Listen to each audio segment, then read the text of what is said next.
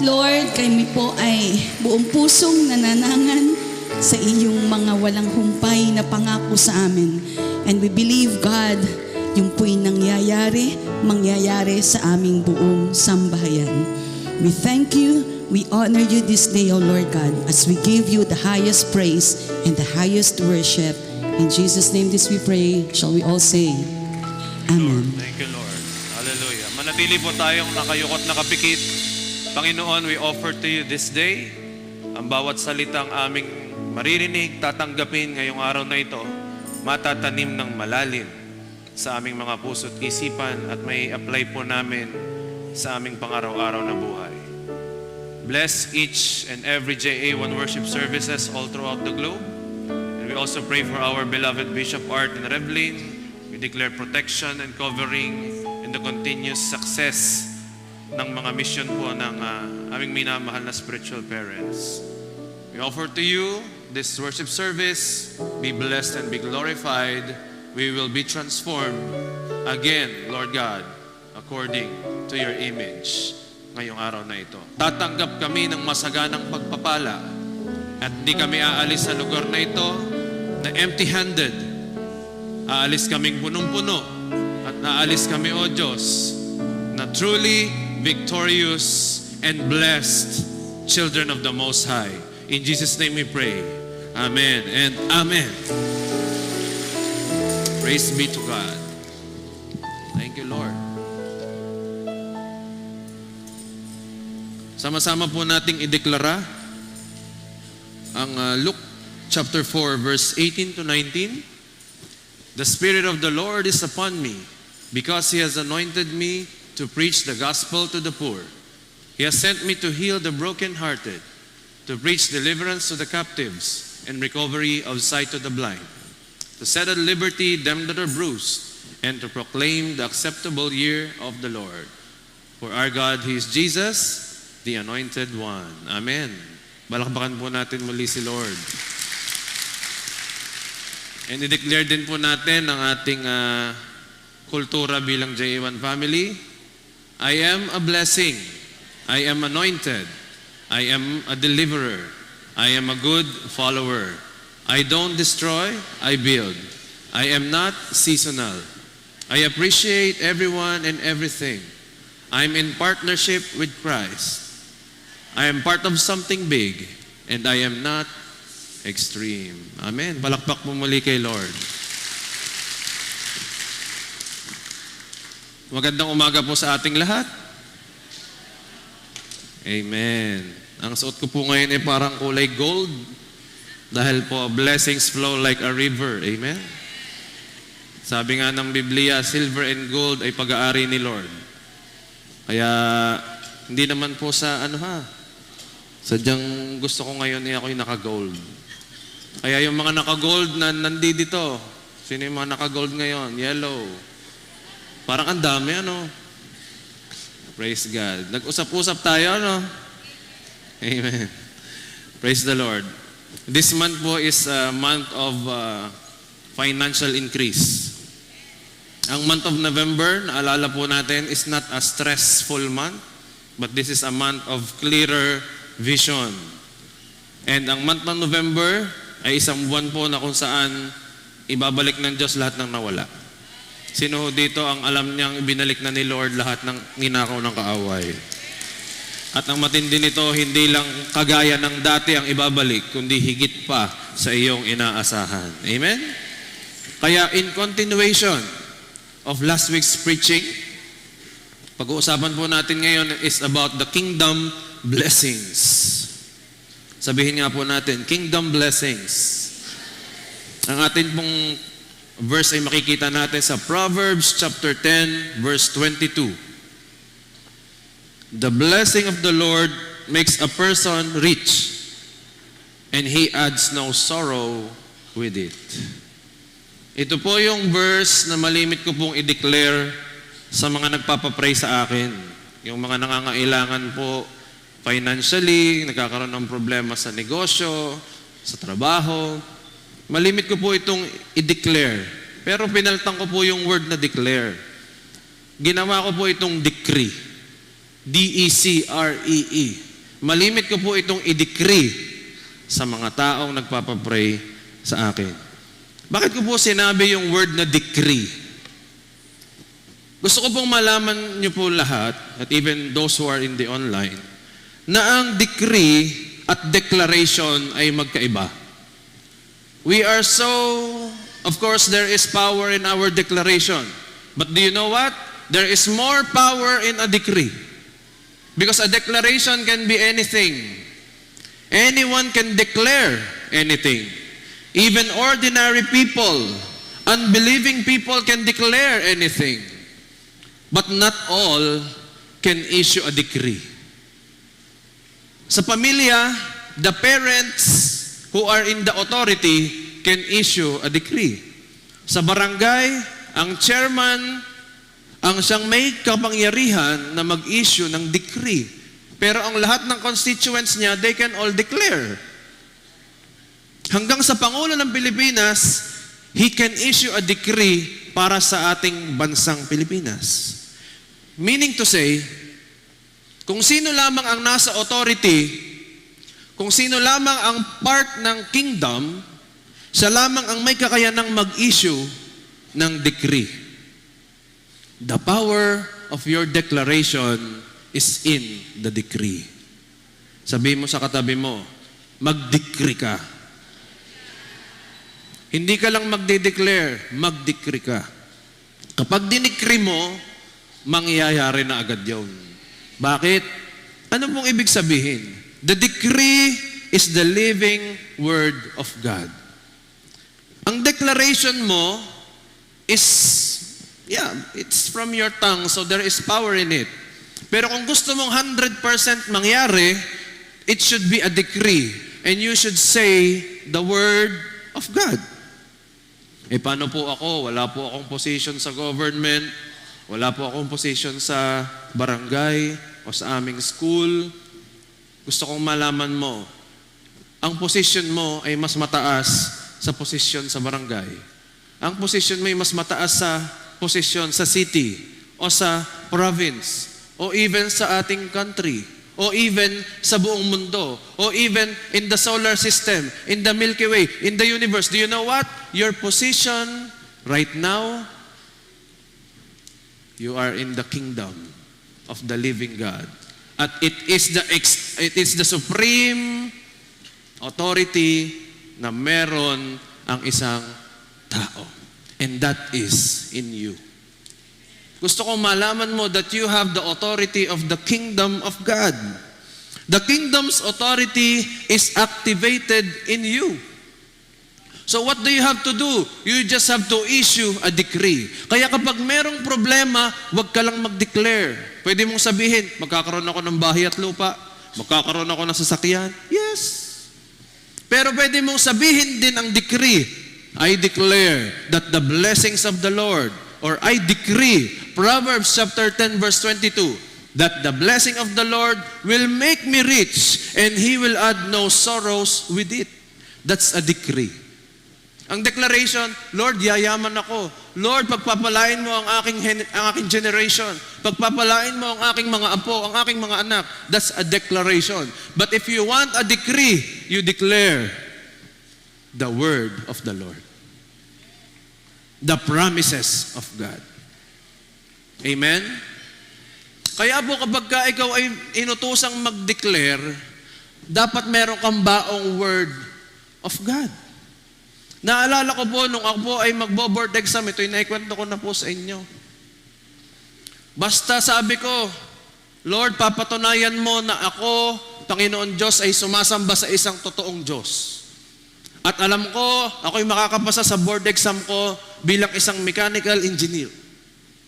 And true enough, alam niyo na po ang story, pagpunta ko doon, hindi ko alam kung makakapasa ako o hindi dahil may isang subject akong mababa kaysa sa aking siguradong nasagutan.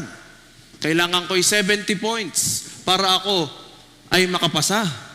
Ay ang sigurado ko lamang ay 20 points. So what happened is this, iniremind ako ng Diyos of the decree that He issued para sa aking board exam. At ang reminder na yon is this, Psalms 37 verse 4. Delight yourself in the Lord and He will give you the desires of your heart. Bago pa po ako mag-review sa aking board exam, humingi na po ako ng decree kay Lord. Lord, ano ang decree mo para sa aking board exam? At ang binigay niya po ay Psalms 37 verse 4. Delight yourself in the Lord and He will give you the desires of your heart. Kaya po, nung ako po ay walang maisagot sa aking board exam, take note ha, nag-aral ako. Wala akong maisagot, niremind ako ng Diyos, delight yourself in the Lord and He will give you the desires of your heart. Naalala ko, sobrang naging close kami ng Diyos for 6 months na kami nasa review center. Hanggang sa yon, pagmulat ko, the rest is history. May mga letters na umaangat, may mga letters na lumiliwanag. Hindi ko naman alam kung ano yun. Baka nagdideliryo na ako. Lord, ano ito? Umaangat ang A, umaangat ang C sa next number, umaangat ang D, walang E. Umaangat ang B, ang A. Natapos ang board exam ko, umangat ang letter kung anong umaangat siya kung isinasagot. The Lord supplied. At natapos ang board exam, umiiyak ang mga kaklase ko. Ako ang nagpapatahan sa kanila. At nung matanggap na ang resulta, ang kailangan kong 70 points, may labis pa, 74. At sabi ko sa aking mga kaklase, may labis akong 4, sinong may gusto pa? Kaya ako po hindi mechanical engineer dahil ang magaling dito, kundi dahil sa biyaya ng Diyos. Dahil nag-issue ng decree ang Lord. Delight yourself in the Lord and He will give you the desires of your heart. And the thing came to pass.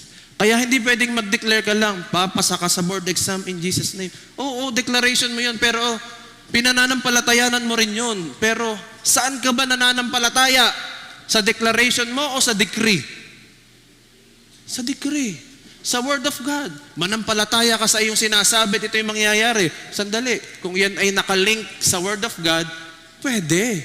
Pero kung yan ay hinugot mo lamang sa kung anong kasabihan, sa kung anong mga pamahiin, hinugot mo lamang sa walang kalakas-lakas yan. Amen ba? Oo, pwede mong panampalatayanan ng dinedeclare mo, pero hindi nangangahulugan nun na pag pinanampalatayanan mo yun, mangyayari. Laging nakaangkla yan sa decree, nakaangkla sa promise ni Lord, nakaangkla sa Word of God. Kaya pag may nagpapapray sa akin ng healing, lagi kong sasabihin, I would always say, doon sa nagpapapray, I declare and decree, Isaiah chapter 53 verse 5, that by the stripes of Jesus, you are healed. At kapag yun ay pinanampalatayanan nung nakinig, ma-activate ang kingdom blessing. At dahil na-activate ng kingdom blessing, dadaloy ang healing. Amen? Kaya hindi ito sa pagandahan ng prayer, hindi ito sa pahabaan ng prayer. Kapag ang pinagpe-pray mo ay dineklarhan mo at nag-issue ka ng decree, which is the Word of God, ina-activate mo ang pagkilos ng kalangitan over that person. Kaya ikaw mismo, pwede mong ipag-pray yung sarili. Kung may alam kang salita ng Diyos, sabihin mo lang yun ang sabihin sa iyong sarili. And you are issuing a decree. Di ba po pagka may decree, if there is a decree, the people who are subject to that decree cannot do anything but to follow the decree. They cannot say, no. Hindi ko susunod sa batas na yan. Sige, huwag ka sumunod. You will be penalized. Baka makulong ka, magmulta ka. Sige. So ayaw mong magmulta, so you will be subject to that decree. Amen? So ano mangyayari? Ang lahat ng hukbo ng kalangitan,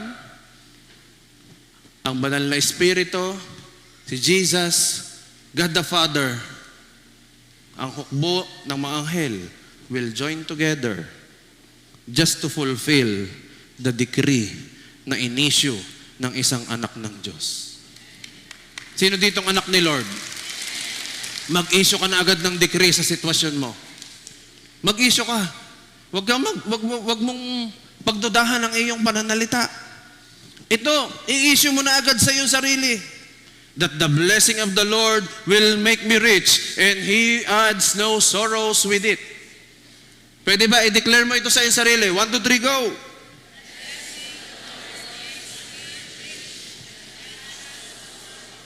Kung pinanampalatayanan mo yun, nangyari na yun in Jesus' name. Magugulat ka na lang mamaya, activated na yun. Amen? Luke chapter 10 verse 19 says, Behold, I give you the authority to trample down on serpents and scorpions, and over all the power of the enemy, and nothing shall by any means hurt you. Kalooban ng Diyos na tayo po'y pagpalain. Kung nabubuhay ka sa kahirapan, that is not the will of God in your life. So you have to issue a decree in your life. You have the authority to issue a decree on the devil. Do you know that Satan is under your power? Do you know that you can say to Satan or to the works of the devil that they are completely powerless? Alam niyo ba na kaya niyo yon?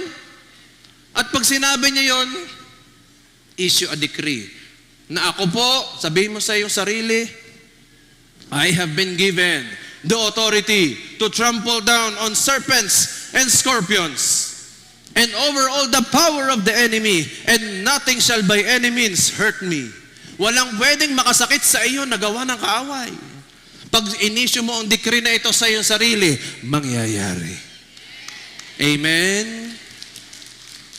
Ay pagkatatahi-tahimik tayo, wala. Pagka lagi lang, malay ko. Nakakatsamba lang yan. No. Alam niyo po ang sabi ng Proverbs 10:22 na binasa natin, walang halong kalungkutan ang blessing na galing sa Diyos. Ibig sabihin,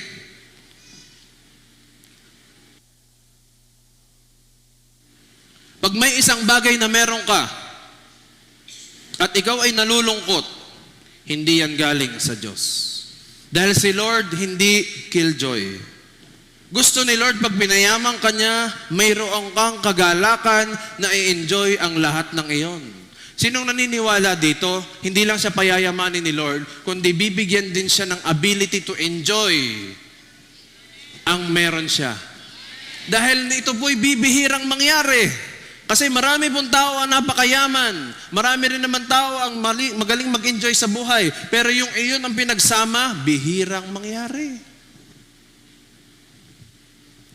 Kilala niyo po ba ang taong ito? Tingnan niyo, baka katabi niyo.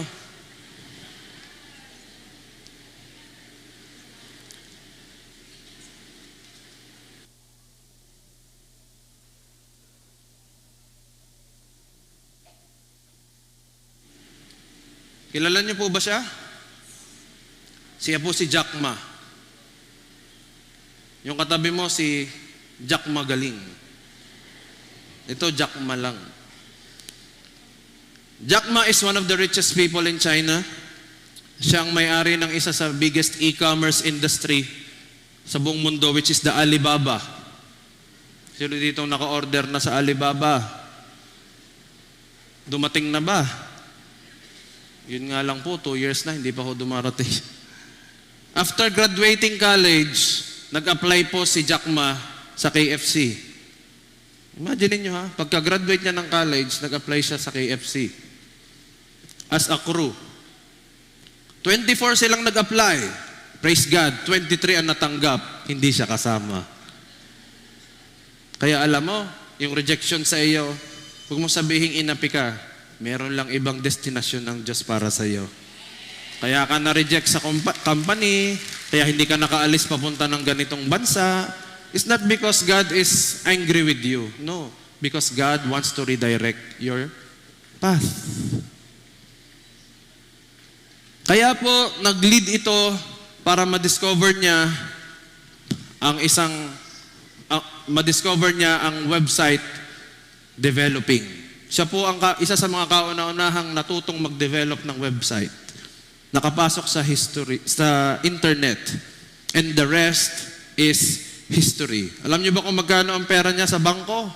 His net worth is approximately 34.5 billion US dollars. Pagkakadaming pira. While being the fourth richest Chinese and the 39th richest person in the world. Number 39 po siya sa pinakamayaman. Pero you know what? Siya na mismo nagsabi, I may be rich, but I am not blessed. Inamin niya po yun sa isang interview. I may be rich, but I am not blessed. Why? Sabi nung nag-interview sa kanya, why? Ba't hindi ka blessed? You have everything. Ang sabi niya, because I am not happy. Kaya pala ang blessing na galing sa Diyos, bukod sa payayamanin ka, masaya ka din.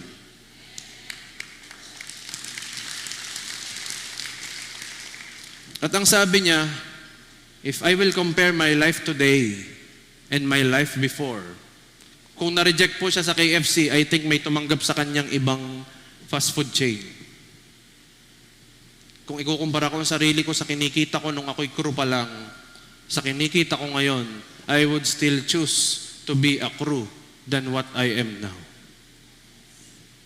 Mas pipiliin niya daw na maging crew kaysa siya'y maging isang billionaire and a business magnate that he is now. Sabi nung nag-i-interview, nagulat. Sabi niya, bakit? Alam niyo po ba that Alibaba is now for sale? Pinagbibili niya na. Kasi sabi niya, di ko na kailangan ng mga ito. Wala naman pala dito ang kaligayahan at ang kagalakan. Sabi niya, mas masaya ako nung kumikita ako ng sapat at sakto lang. Mas masaya ako nung namumuhay ako ng simple at may privacy. Na-realize ko na ang pagyaman pa lang ito ay may kakabit na social responsibility. May kakabit ito na napakalaking public attention. At hindi ako naging ready doon. Kaya nawala na ang joy ko sa lahat ng meron ako. Hindi siya naging ready sa responsibility na meron ang kayamanan. Kaya kung tatanungin mo, ba't parang hindi pa po ako nayaman ngayon? Kasi ayaw ng Diyos mawala ang joy mo. Joy ko po saan? Joy na mula sa Panginoon. Kung anong meron ka ngayon, pasalamatan mo na sa Diyos. Ibig sabihin po ba nun, hindi na po ako hihingi kay Lord na ako po'y payamanin? No, kalooban niya nga yun. Sabi doon, the blessing of the Lord will make you rich. Kaya lang hindi niya gustong maging rich ka lang. Pag ang isang 5-year-old ay binigyan mo ng sports car, wawasakin nga yung sports car na yun. Isipin mo, kaya hindi pa nadating sa'yo ang matagal mo nang ipinagpe-pray na breakthrough sa negosyo, breakthrough sa trabaho, breakthrough sa sweldo, kasi tinitingnan ng Diyos, anak, kaya mo na ba ang responsibility to handle this kind of things? Dahil kapag nagkaroon ka na ng ganitong mga bagay, baka malimutan mo na ako. Si Solomon mismo ang isa sa pinakamayaman at matalinong tao ang nagsabi. Proverbs chapter 30 verse 7 to 9. Hindi ko po sinasabing huwag kayong maghangad yumaman ha. Gusto ko pong sabihin na ang pagyaman, hindi ito ang goal. Ito'y idinadagdag lamang ng Diyos sa mga taong lubos na ang kagalakan sa Kanya. Klaro? Sabi po ni Solomon, O God, I beg 2 favors from you. Let me have them before I die. Malapit na pong mamatay nito si Solomon. At ito ang sabi niya, first, help me never to tell a lie. Sabi mo sa katabi mo, huwag kang sinungaling.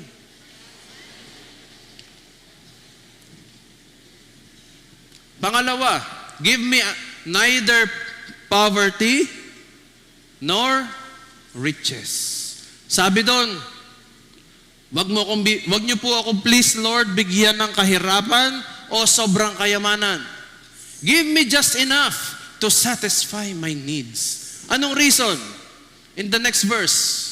For if I grow rich, I may deny you and say, who is the Lord? Kaya pala maraming mayaman malayo sa Diyos kasi naagaw na sila ng riches. Ay alam ni Solomon yun na pag sumobra na ang riches niya, may chance na makalimutan niya ang Diyos.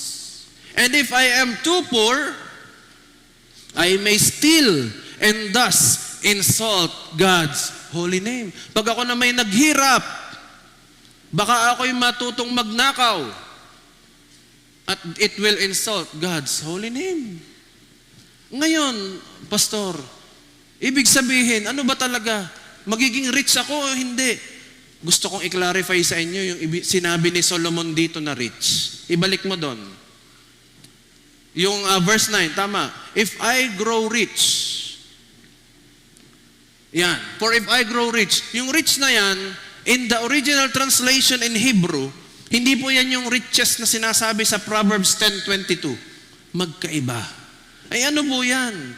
Ang rich na binanggit dito ni Solomon is the spirit of mammon. Ano ho yun? Sinong narinig na ho yung mammon? Na-encounter nyo na sa Bible yung mammon? Ay ano ho yung mammon? Mammon is the spirit of deceitful riches. Pag pala ikaw ay nag-pray, ikaw ay payamanin ng Diyos, may chance na makasingit ang kaaway at ang i-inject niya sa iyo is the spirit of mammon. And what is that spirit of mammon? Gagawin mo ang lahat, yumamang ka lang. Kahit makaapa ka ng ibang tao, basta yumamang ka, walang problema. Kahit malustay mo ang salapi ng lipunan, basta ikaw yumaman, walang problema. That is mammon. And that is a demon.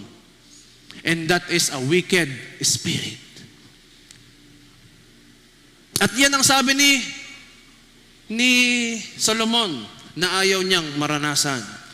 The spirit of mammon. Ito yung tipong akala ng iba, ang galing dumiskarte ng taong yun. Nagpapakasal siya sa isang, let's say, foreigner. Sige, pakasalan mo yan kahit hindi mo mahal. Bakit? Kasi pag pinakasalan mo yan, yayaman ka. Dadaling ka niyan sa US, magiging citizen ka and everything.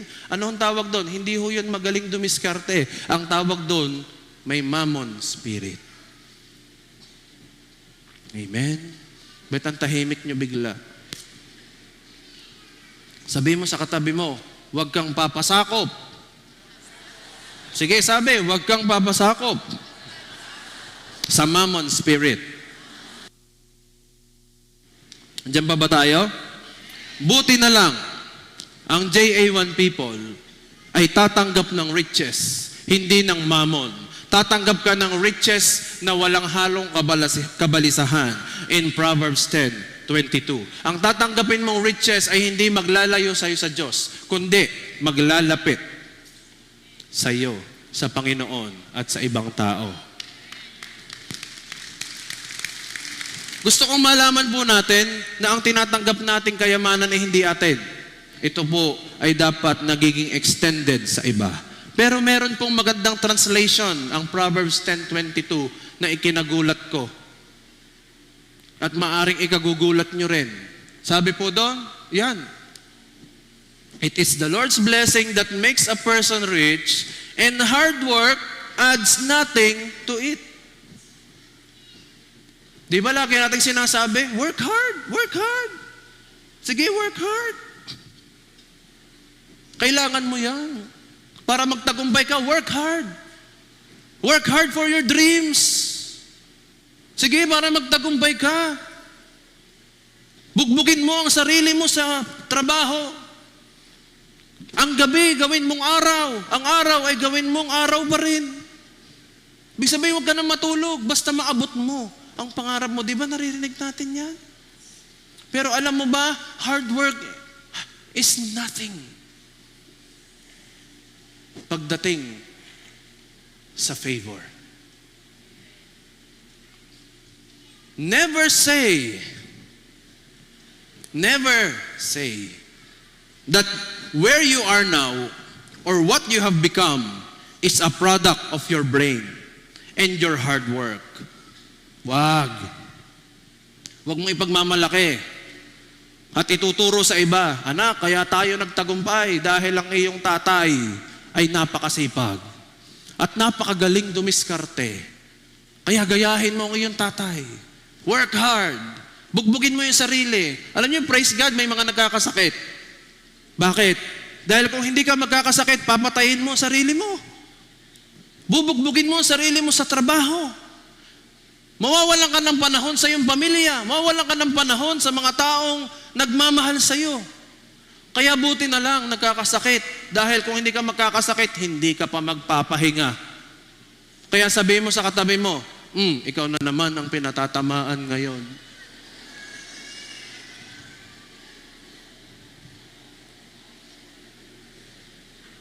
It's not your hard work that brings you to this point of your life na ikaw ay successful. No. It's not the hard work. It's just that you were at the right place and at the right time. Ano yung right place and right time? That is God's favor. Sabihin natin, God's favor is in me. Lakse, God's favor is in me. Ibig sabihin ba niyan, Pastor, hindi na ako magtatrabaho? No. Ang ibig ko sabihin, work but not hard. Work smart. Amen? Do not work hard. Work smart. Talo ng taong smart worker ang taong hard worker. Ibig sabihin mo, magtatrabaho? Of course. Magtatrabaho. But what I mean to say, bigyan mo ng panahon ang buhay mo to pause.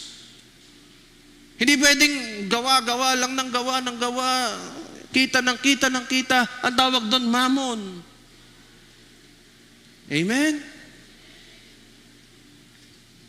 Ba't ganyan ang mga tingin nyo? Nasaktan na ba kayo? Sadya ko kayong sinasaktan. Ang tawag po dyan, divine favor. Lamang ng may pabor ang masipag. Lamang ng may pabor ang hard worker. Kaya ang declaration ko, and I decree that God's favor is upon each and every JA1 people. Yung tipong 1,000 na tao nag-a-apply, 5 ang kukunin, kasama ka sa 5. Tapos wala ka namang qualification. Ikaw yung pinakabata, ikaw yung pinakawalang experience, ikaw yung, alam mo yun, noon mo lang nalaman yung kumpanyang yun. Samantala yung iba, ilang taon na nilang nire-research ang kumpanyang yun, gustong-gustong makapasok, pero sa 1,000 people, 5 lang ang kinuha at kasama ka pa, ang tawag doon, right place and the right time, God's favor. Hindi ka ba nagtataka kung bakit hanggang ngayon kumikilos sa iyo ng matindi ang pabor ng Diyos? Hindi ka ba nagtataka? Bakit? Kalooban ng Diyos yun eh. That the blessing of the Lord will make you rich at ma-enjoy mo rin ito. Kaya lagi kong sinasabi, pagka ang trabaho mo ay nakaka-apekto na sa joy mo, nakaka-apekto na sa pagsamba mo tuwing linggo, iwanan mo na ang trabaho mo. Hindi na yan riches. Ang tawag dyan, mammon. Kapag ang ginagawa mo ay nakaka-apekto na sa closeness mo sa Diyos, dati sobrang saya mo dahil ikaw ay talagang worshiper ka ni Lord and everything. Pero na nagkatrabaho ka, nawalan ka na ng time para sa Diyos, hindi ka tinatawag na rich. Ang tawag sa iyo, may mammon. I declare, walang taga JA1 ang may mammon. Mahilig lang sa mammon. Pero walang mammon. M-A-M-M-O-N. Avoid that spirit. Kasi sa panahong ito, ang gustong ilagay sa ating isipan ng mundo, kailangan ikaw ang pinakamayaman. Ikaw ang pinakatalagang tanyag sa inyong lugar pagdating sa ganyang aspeto. Kapag ang Diyos hindi niloob yun, praise God. Iniiwas ka ng Diyos sa kapahamakan. Iba ang riches, iba ang mammon. Ang riches ay may kasamang enjoyment at makakaglorify sa Diyos. Ang mammon, malulungkot ka at mapapalayo ka sa Diyos. Pero parehas mayaman. Pili, riches or mammon? Ulit, riches or mammon? Riches, kasi ito yung magbibigay glory kay Lord. Paano kung hindi ka nakakapag-church? Hindi nagbibigay glory kay Lord yan. Ang tawag dyan, mammon. Yung wala ka ng time para sa Diyos, mammon. Are you still there?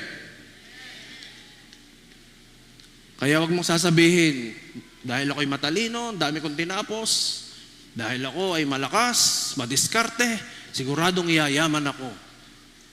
Hindi ka sure. Pwedeng yumaman ka, pero ang na-achieve mo, mammon.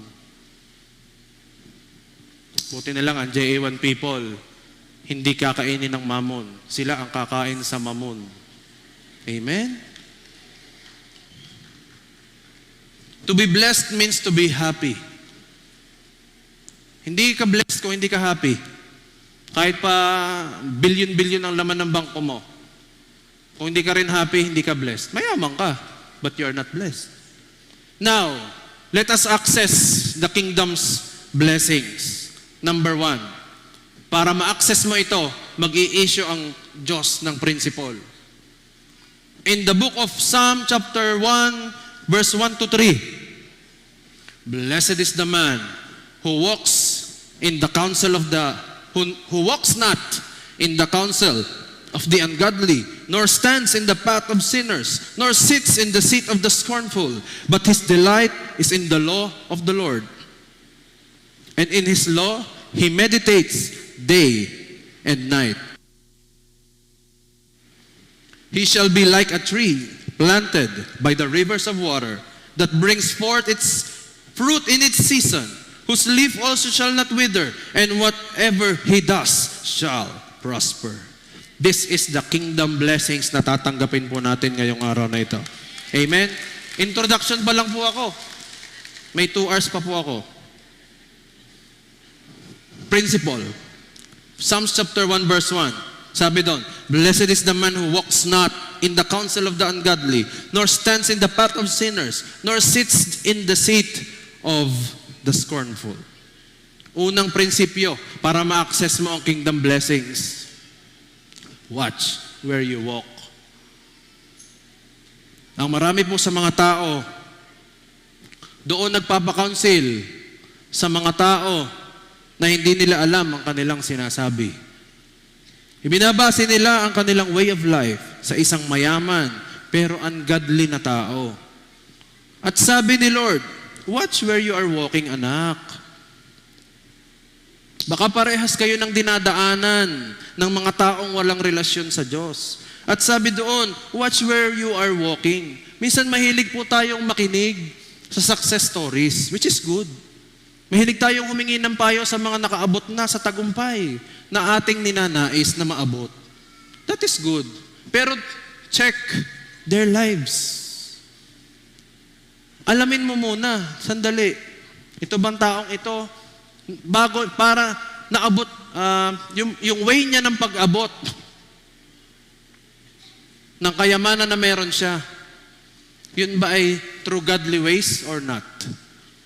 I-review mo muna ang buhay niya bago niya ito naabot. At pag naabot na yon, in a way na naparangalan ng Diyos, humingi ka ng payo sa taong yon. Pero kapag naabot niya ang kayamanan na meron siya ng malayo sa Diyos, huwag kang makikinig doon. Minsan mahilig tayong lumapit sa kamag-anak nating mayaman, pero hindi naman believer ni Lord. At sasabihin mo, bigyan mo nga ako ng payo. Ikaw ang believer, ha? Ikaw ang born again. Bigyan mo ako ng payo. Paano kayo maman?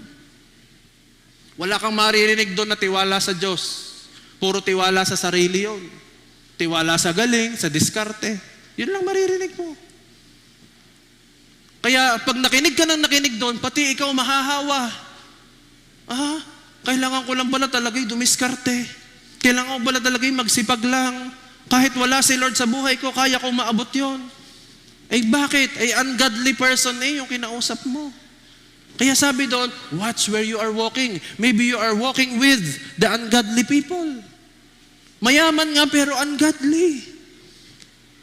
Pero gusto ko sabihin sa iyo, pag kinumpara ka at yung ungodly na mayaman, sa iyo ako makikinig. Bakit? Ikaw ang may Jesus. Ikaw dapat ang nagka-counsel doon dahil mas kailangan niya ikaw kaysa kailangan mo siya. Amen. Madaling ibigay ng Diyos ang yaman, pero napakahirap ma-achieve ang na-achieve mo ngayon, which is you have a deep faith in the Lord. Ang daling ibuhos sa iyo ng Diyos ang milyon-milyon, pero ang mas pagsikapan mo kung paano ka lalalim sa pagkakilala sa Diyos na magbibigay noon. Ang dali lang nun sa totoo lang. Kasi sabi nga ng Matthew 6:33, seek the kingdom of God first, and His righteousness, and all these things shall be added unto you. Ang kayamanan na tinatamwasa ng sanlibutan, yan ay pandagdag lamang sa atin. Kaya pag hinanap mo yung pandagdag, namimiss mo yung mismong bagay na gusto ng Diyos na mangyari sa iyo. Mas mapalad ka, lagi ko itong sinasabi, at tandaan po natin ito, mas mapalad ka na born again kaysa sa isang unbeliever na billionaire. Mas mayaman ka doon. Wag kang hihingi ng payo doon sa mga mahal mo sa buhay na hindi naman believer. Wala kang maririnig doon na katugma ng pinananampalatayanan mo. Kaya pati ikaw mako-confuse. Pati ikaw, hindi na nga ako dito. Babalik na ako doon sa ginagawa ng aking pinsan na yon, na napakayaman. Siya na lang ang pakikinggan ko. Siya, madadala ka na nun. Mawawala na ang faith na meron ka. So watch where you walk. Pangalawa,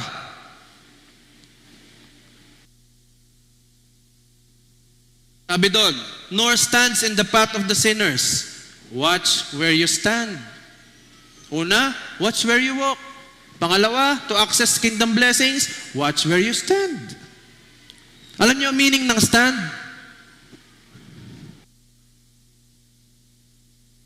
The word stand means be connected to or hooked to. Bantayan mo kung saan ka nakakonect at saan ka nahuhook. Pag sinabing watch where you stand, bantayan mo kung saan ka nahuhook na mga bagay. Kasi hindi lahat ng ikinahuhook mo ay dadalhin ka sa kingdom blessing. Kaya hindi mo ma-receive ang kingdom blessing kasi you cannot still say no sa iyong barkada. Hanggang ngayon pinapatagay ka pa rin. Kahit alam nila na born again ka na. Hindi ka pa rin makahindi. Ere naman po, talaga naman di ko na napahindian at sabi ho, pinsang ko ho ang nag-offer hindi ko ho kayang tanggihan yung pinsang ko yun. Bagong dating po yung galing Saudi. May dalahong Toblerone, baka bawiin. Kaya po, ako po yung uminom na rin. Kaunti lang naman ho, hindi naman. Kung hanggang ngayon, hindi ka pa rin makahindi doon sa mga yun, hindi mo marireceive ang kingdom blessing. Kailangan mo mag-upgrade. Yun nga po ang gusto ko sana, kaya nga gusto ko, wag na silang umuwi dito. Doon na lang ho sila sa Saudi. Dahil pag nauwi ho sila, sigurado hong ako'y lasing. Kapatid, nasa decision mo yon. Dapat na iiba ka. Okay lang na sumama ka sa inuman, wag lang ikaw iinom. Hindi naman yung, ako in-invite sa inuman, hindi na ako pumunta. Bakit? Diga ho bawal sa atin ang mag-inom. At saka masamang tao ang mga nagiinom. Wala namang sinabing gayon. Ang sinasabi doon, wag kang iinom. Ako ayaw lumapit sa mga ganyong tao. Kailangan mo rin silang abutin. Kaya sinasabi ko, pumunta sa inom mo, wag ka lang iinom. Pero pag ikaw ay napapainom pa, wag kang sumama. Pero kung alam mong ikaw ay nakaligtas na doon, nakagraduate ka na doon sa temptation na yun, iabutin mo yung mga dati mong kasama sa inuman. Sumama ka lang. Komento ka lang. Wag mo silang lalayuan kasi sila nga ang dapat mong abutin. Kung ngayon hindi ka pa nakaka-say no sa worldly passions, kailangan mo ng biyaya ng Diyos. Titus chapter 2, verse 11 to 12. For God has revealed His grace for the salvation of all people. That grace instructs us to give up ungodly living and worldly passions and to live self-controlled, upright, and godly lives in this world. Panindigan mo. Sabi mo sa katabi mo, panindigan mo na anak ka ni Lord. Hindi pwedeng kapag linggo ka lamang. Paglinggo lamang. Worshipper ni Lord, pero Monday to Saturday, iba ang lifestyle. Okay. Sabi doon, watch where you sit. Kasi sabi doon, nor sits in the seat of the scornful. Sabi ng verse 1. Bantayan mo kung saan ka lumalakad, bantayan mo kung saan ka tumatayo, dapat may paninindigan ka.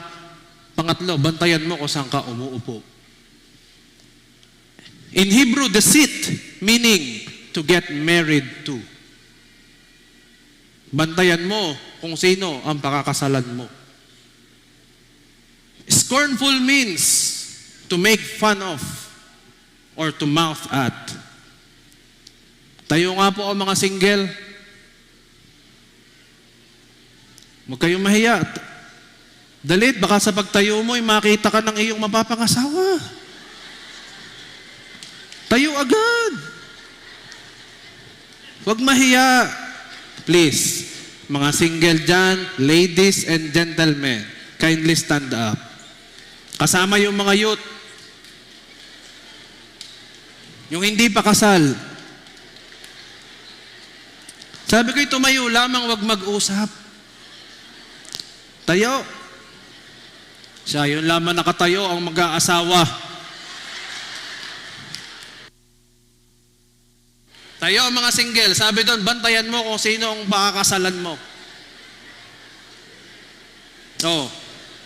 Huwag kang mahiya, ginusto mo yan eh. Okay, mga nakatayo na single, bantayan mong maigi ang mga taong ilalapit mo sa iyong buhay. Yung mga tao na nasa inner circle mo, bantayan mong maigi. Yung mga tao bang nakakasama mo, ipinagtatawanan si Lord. Inaapi, kinukutya si Lord. Ang existence ng Diyos, these are called scornful people and do not be associated with them. Tinatawanan nila ang pag-church mo, pagtaas mo ng kamay. Huwag kang makikisali sa pagtawa nila. At kayong mga single na naririto, hindi lahat ng nag-church ay tunay na Kristiyano. Why? Because sometimes liars go to church. Kung may manliligaw sa iyo o may liligawan ka, kailangan malaman mo muna kung anong ginagawa niya pag wala na siya sa church. Hindi yung, ay, galing naman ng worshiper. Alamin mo muna kung sino siya from Monday to Saturday. At lahat na nagpe-pray dito ng kanyang love life na nakatayo. Lord, hindi kasama yung nakaupo. Yung nakatayo lang. Ako'y magdi-decree.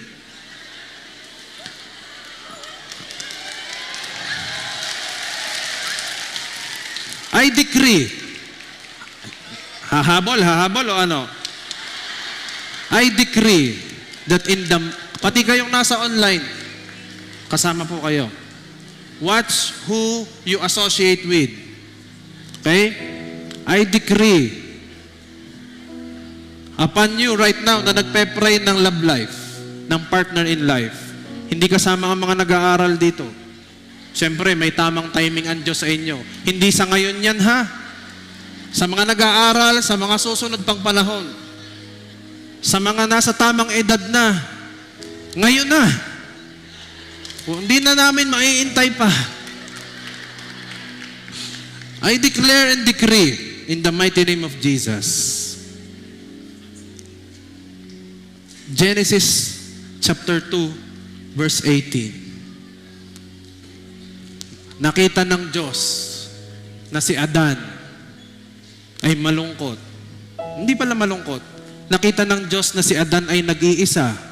So, He found a suitable helper for him. And that is Eve. Kaya ikaw, na nagpe-pray ng iyong partner in life, kung ikaw ay Adan, dadalhin na ng Diyos ang Eva sa buhay mo. At kung ikaw ay Eva, dadalhin ka na ng Diyos sa iyong Adan. I decree this in Jesus' name. Amen. Say amen. Huwag kang mahiyang mag-amen na nakatayo. Tumayo ka na nga eh. Mag-amen ka na. Say amen. You may be seated, please. Thank you very much. Amen? A person will be happy or blessed if they watch out people whom they hang out with. Hawa-hawa po kasi yan. Kung sinong lagi mong nakakasama, siya yung nakakamukha mo. Siya yung nakakagaya mo. Now, binigay na ng Diyos ang principle. Pangalawa, ibibigay niya naman ang programa. What is the program? The program is this.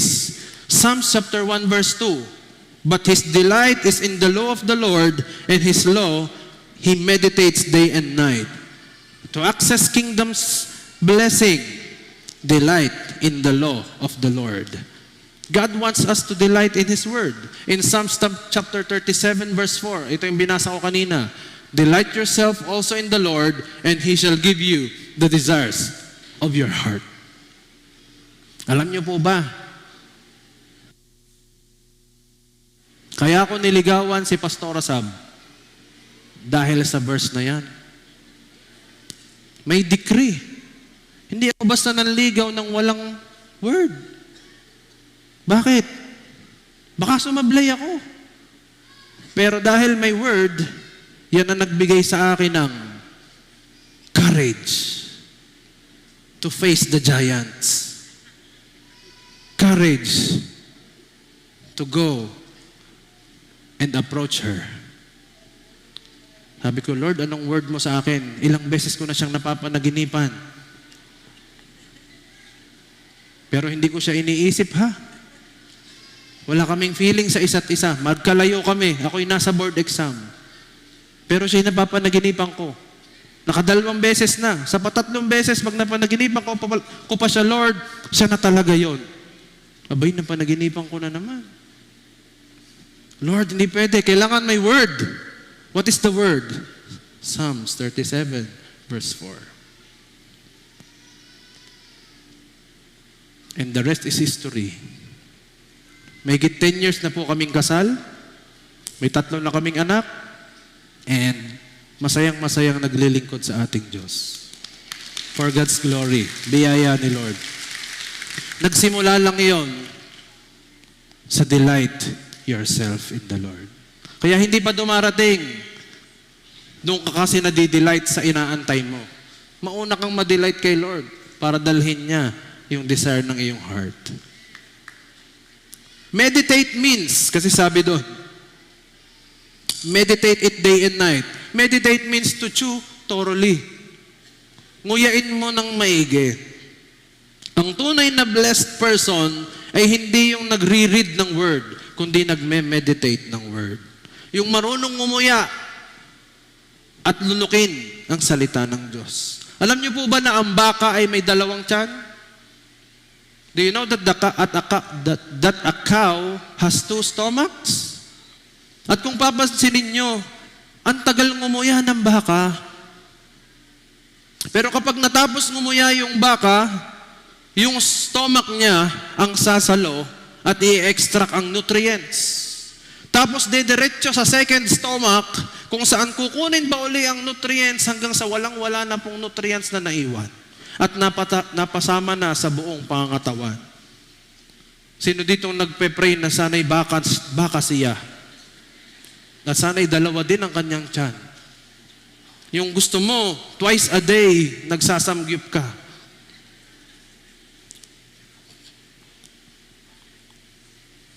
Meditate. Itong pinag-aaralan natin, Pag uwi nyo sa bahay nyo, meditate. Pakanguyain ninyo. At ang sabi doon, kailan? Day and night. Ito yung program ha, to access God's kingdom blessing. Day and night. Day in Hebrew means daily. Ibig sabihin, araw-araw. Araw-araw kang ngunguya ng mga pangako ni Lord. This is the biggest difference sa isang tunay na blessed at sa hindi. Alam niyo yun, night, anong ibig sabihin? Night in Hebrew means night. Hindi ibig sabihin nun, gabi-gabi. Night means in the midst of adversity. Meditate the word when things are going well and when things are not going well. It's not about the material things. It's not about the money. Because God gives you things that money cannot buy. Yun po ang hangarin natin. Nabigyan tayo ng Diyos ng money. Not ng money. Bigyan tayo ng Diyos ng things that money cannot buy. At alam niyo po yung mga makakasatisfy sa ating buhay, those are the things that money cannot buy. Salvation, peace, love, joy. These are things that money cannot buy. At yan yung ibubuhos ng Diyos sa bawat isa sa atin. At pangatlo, I will end here. What is the promise? Kung may principle, may program, may promise. Verse 3, He shall be like a tree planted by the rivers of water, that brings forth its fruit in its season, whose leaf also shall not wither, and whatever he does shall prosper. He will be like a tree. Hindi ka magiging bush. Hindi ka magiging plant. The person that God wants to release the kingdom blessings will become a tree. And the tree is supposed to be planted. Ibig sabihin, God is going to firmly establish you in faith. May mga pagkakataon po sa buhay ko na dapat sana po ako'y ng away ng tao dahil ako'y inapi. Dapat sana ako'y naghiganti dahil ako'y sinaktan. Pero buti na lang, pinaalala sa akin ni Lord na ako ay isang punong nakatanim. Stable and not easily shaken. Ito ang tunay na blessed na tao. Stable and not easily shaken. But it's not about being planted only. It's about where He will plant you. At sabi doon, near the rivers of water.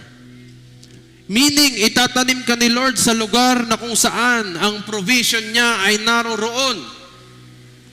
Itatanim ka niya sa lugar na kung saan ikaw ay mamamayagpag at makikita ang glory niya sa buhay mo. Ganitong itsura. Kapag ganito ang itsura mo, nakatanim ka sa gilid ng batis, ng river. Alam niyo po ba? Kung bakit ang isip ng iba, kapag ikaw ay nakatanim sa gilid ng ilog, marupok ang iyong ugat kasi kakaunti daw ang lupa.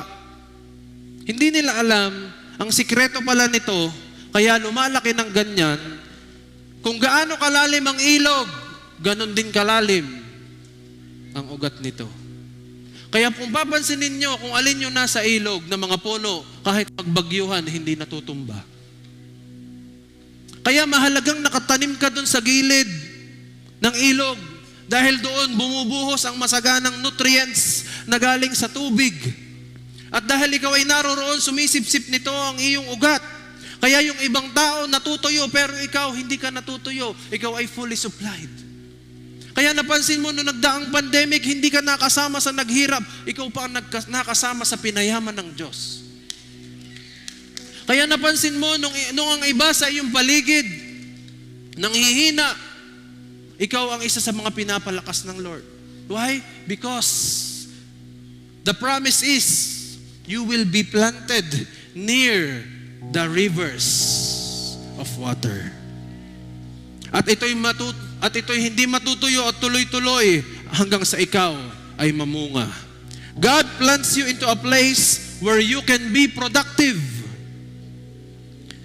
May fruit at may season. May season to sow, merong season to reap. May mga tao, nag-aabang na sila ng reap or harvest, mali naman ang ginawa nilang tanim. Leaf will not wither, and whatever he does will prosper. Kaya, kapatid, ngayong araw na ito, na-i-decree na sa'yo that the blessings of the Lord will make you rich, and He will add no sorrows with it. At kasama sa isa pang decree na tatanggapin mo ngayong araw na ito is Psalms chapter 1 verse 3, that he shall be like a tree planted by the rivers of water, hindi matutuyuan, bagamat ang paligid niya ay nauubusan, pero ikaw na nagtitiwala sa Diyos, ikaw na lumalakad hindi kasama ang masasama, ikaw na may paninindigan, ikaw na nakaupo, hindi kasama ang mga taong tumatawa sa Diyos or the scornful people, ikaw na marunong mag-meditate ng kanyang word day and night. Ikaw ang tinutukoy dito. You are the tree that is planted in the rivers of water and that brings forth its fruit in its season. Sa panahon ngayon, ang hinahanap ng mga tao ay hindi dahon, hindi sanga. Ang hinahanap ng tao ay bunga, at makikita ng maraming tao, ikaw ay mabunga. Hindi ka lang mabunganga, ikaw ay mabunga. Makikita sa iyo ang buhay ng isang tunay na Kristiyano, and whose leaf also shall not wither. Ang leaf ay simbolo ito ng Holy Spirit. Ibig sabihin, ang dahon mananatiling nasa iyo. Bagamat ang iba natutuyo, nagtataglagas, pero ang nakatanim sa gilid, sa gilid ng water, ng rivers, hindi kasama sa taglagas, hindi kasama sa tagtuyo. Bagamat may winter, bagamat merong summer, may fall, pero yung puno na nakatanim sa gilid ng rivers, hindi kasama sa natutuyo. At ikaw yun, JA1 people! Ikaw yun! Sabihin mo, ako yun! Hindi ka kasama sa natutuyo dahil nakatanim ka sa gilid. And whatever he does shall prosper. Hindi ka ba nagtataka nung ibinigay sa iyo ang project na pasalasala, nung ikaw ang tumanggap, nagtagumpay? Hindi ka ba nagtataka nung walang magtagumpay sa posisyon na yan, pero nung ikaw ang umupo, nakita ng Diyos, ikaw ang nararapat kong pagpalain at padaluyan ng kingdom blessing, kaya ikaw ang nagtagumpay. Amen? Amen. Hallelujah. Doon ako natuwa. The leaf will never wither.